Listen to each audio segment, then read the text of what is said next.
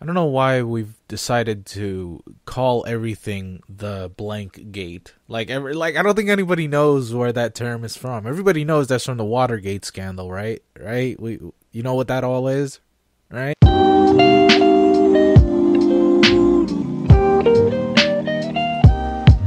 Hey everyone, it's me Goose, and hey, this is unscripted, and also, this is very short. I don't know how short this is gonna be, but I just wanted to talk about it real briefly.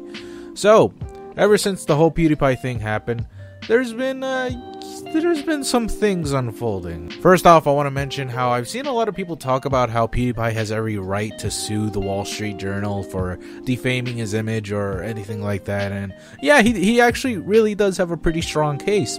But if I know how Felix works, I would assume that he doesn't really want to do that. I think, as he said in the video, he makes a joke about the whole media trying to take him down. He makes fun of himself and the media as a whole. And I just don't think he wants the whole headache of trying to sue someone for defamation. I don't think it's worth it. I don't think he thinks it's worth it. And it just, let it go, honestly. And as much as I think he has a very strong case to sue them, it might not work out to his favor. That one article does not really represent the entirety of the Wall Street Journal. It was written by one person, but it does represent the chief and editor, whoever said that it was okay to post that thing on the Wall Street Journal. Maybe he can sue that writer, but I don't know, it might not work. There's just like a 50-50 chance. I'm not an attorney, goddammit. All I'm saying is, as much as the court likes to say that it's a fast and quick process to get your shit over with, the law works really slowly, and it takes a lot of money. I don't think it's worth it in the grand scheme of things. Speaking of which, the writers, or rather the journalists that wrote about Pewdiepie and basically defaming him, whatever you want to say, people have been really digging into their Twitter lately, and they found a few unattractive things. One from Ben Fritz, who was the original journalist who covered the whole story about Disney cutting ties with Pewdiepie and all that such. He was caught tweeting about this specific thing right here, where he says, "Just attended my first Hanukkah party, and I had no idea Jews were so adept at frying." And that seems a little bad, and possibly even hypocritical. In fact, a lot of people have been calling him very hypocritical. And then there was another very unattractive tweet where he said, "Could really do without the racist jokes about Hispanics on Mom."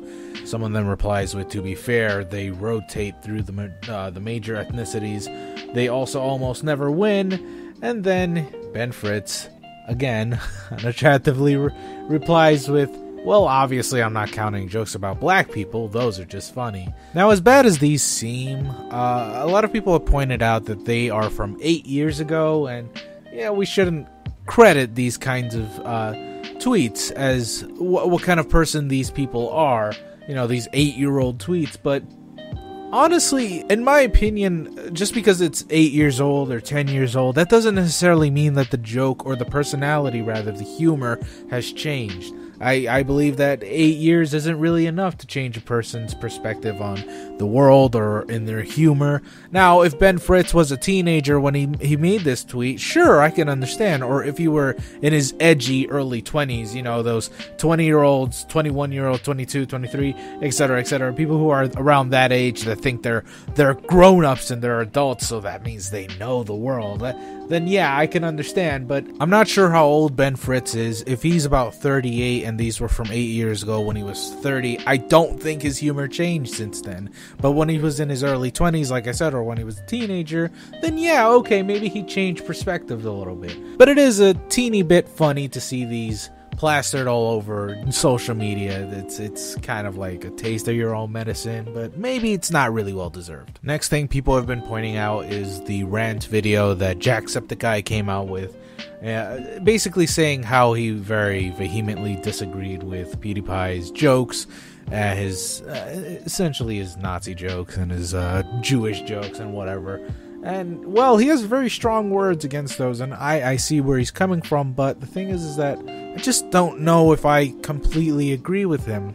Jacksepticeye kind of puts in this whole high and mighty, on his high horse kind of viewpoint while he's making this whole video. I don't know if I really want to acknowledge it. Mainly because he doesn't really have any points. He just sort of says that PewDiePie, or rather Felix, was very stupid for doing so. And he could say whatever he wants, really. I know where he's coming from, but it's just, there's not really much to say about it. So much so that Jacksepticeye actually apologized for the video he made the very next day, saying that the people opened his eyes to the whole thing, and it's just such a strange thing. I know people really hate Jacksepticeye after that video, but I get where he's coming from. He's just a guy looking after his friends, saying, dude, you're doing too much.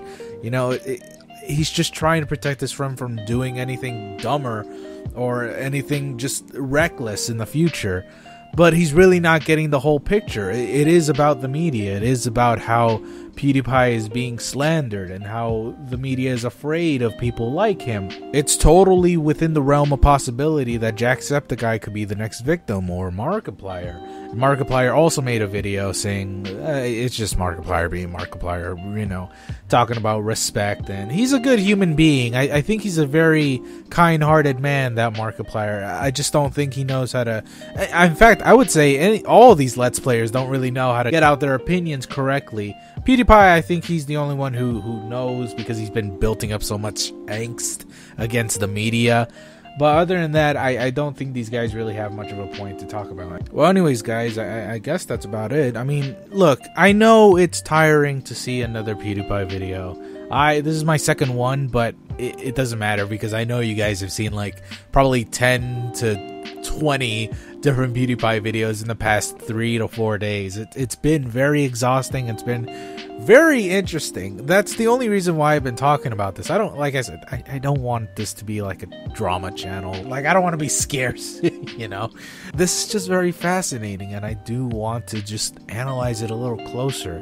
I want to see where this is going, because every time I look up PewDiePie on Google, there's a brand new news article about, hey, this is PewDiePie's best friend now calling him out for being anti-Semite, or PewDiePie's co-workers say that he's an introvert who hates people. It's like, oh man, this is going somewhere, and I want to see where it goes. Pewdiegate is what people have been calling it. I don't think it's Pewdiegate. There's nothing gate about. There's no real scandal. It's just newspaper talks shit about internet celebrity, internet tosses back shit, and now it's a shit flinging contest. It's not like, you know, Gamergate, where it was more than just a shit flinging contest. It was about ethics and morals.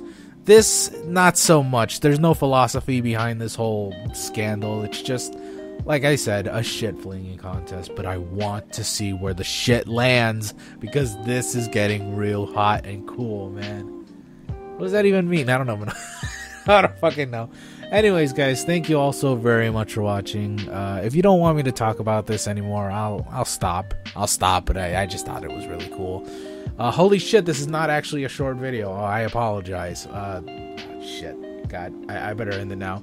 Thank you all so very much for watching, and I will see you all next time. I love you all. Bye.